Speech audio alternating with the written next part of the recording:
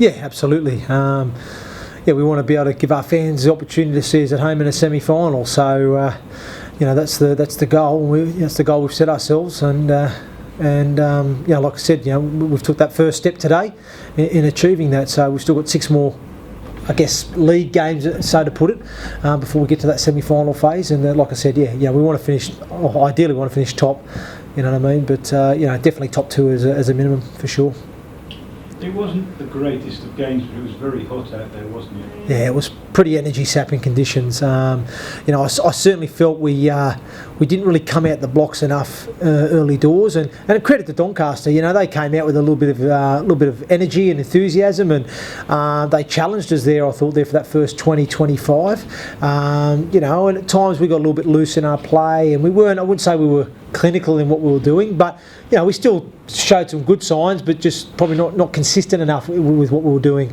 But again, the back end of the half, we got the ascendancy, I guess, and we went 24-6 up there at half time. But I challenged the players at half time. I felt we had more in us and had another level to go and a couple of gears in us, and I thought the way we started that second half was outstanding. We came out there with some real purpose and intent. We had some great people running hard. We kicked, we chased, we had some more energy defensively, we were hitting harder, and we ended up getting in front, I think 38 points to 6 there at one point, and looking very comfortable. But we just got a little bit slack there for about 10-minute period. We got a little bit loose with our play, which just kind of took the sting out of what we were doing, and allowed Doncaster to get a little bit of field position and sneak a try there. But again, it was nice to finish that last 5-10 minutes with a couple of tries to make the scoreline even more convincing. But overall, a lot of positives. We've worked really hard this week. I've had the players in every day. We've worked really hard this week as a group, and like I said, we're taking this 8's competition seriously, and I know the players, including myself, we wanted to give ourselves every chance of winning it, and the mentality of the players, because it was disappointing not making the top 4. We can't argue that. It's took a bit out of the players mentally, but we've regrouped and we've had that weekend off, which has given us a chance to come together and really focus our efforts now on attempting to get to a final and winning it. So it was just great to see the hard work of this week has really paid off and translated in earning what has been our best scoreline of the season. And I thought we had some great football out there today, with some nice shapes, some nice tries scored, and I thought it was some great link-up play with the back 3, back 5, and some good individual efforts. And like I said, defensively, some of our try-line defence today I thought was outstanding, and some of our edge defence was working really well together. So much positives out of today. I'm really, really pleased for all the players involved today.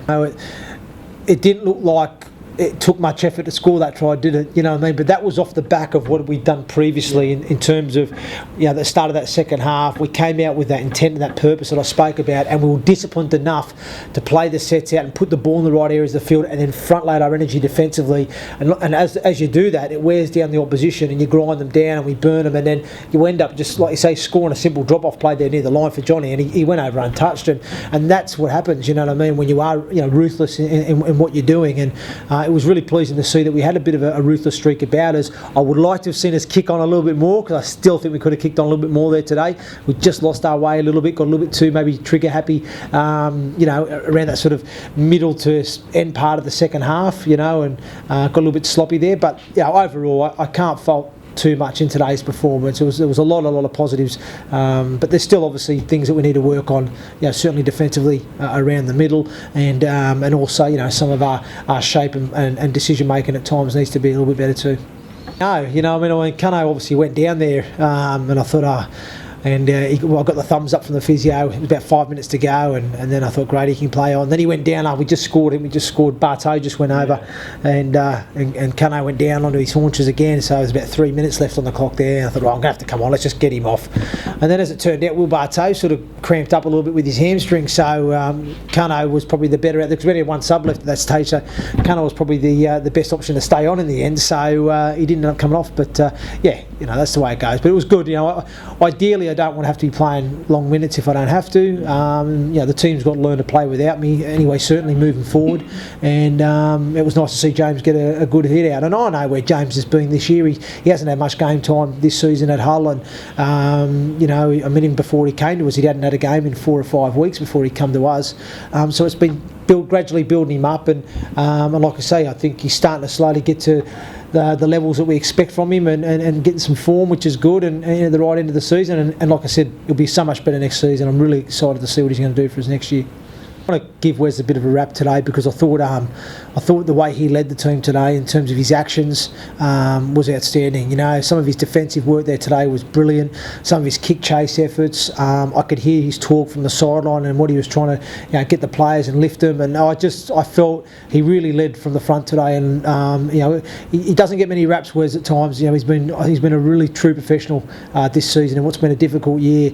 And certainly for him coming over from the NRL, it's been a big culture shock for him, and I can only commend him as well as some of the other players that have come into this new environment, and how they've handled that transition. And Wes Nagama for me has been a real gem, and I'm really pleased, like I said, from not only his performance today, but how he's been, certainly this second half of the season for us, and he's really stepped up there in terms of his professionalism and his leadership.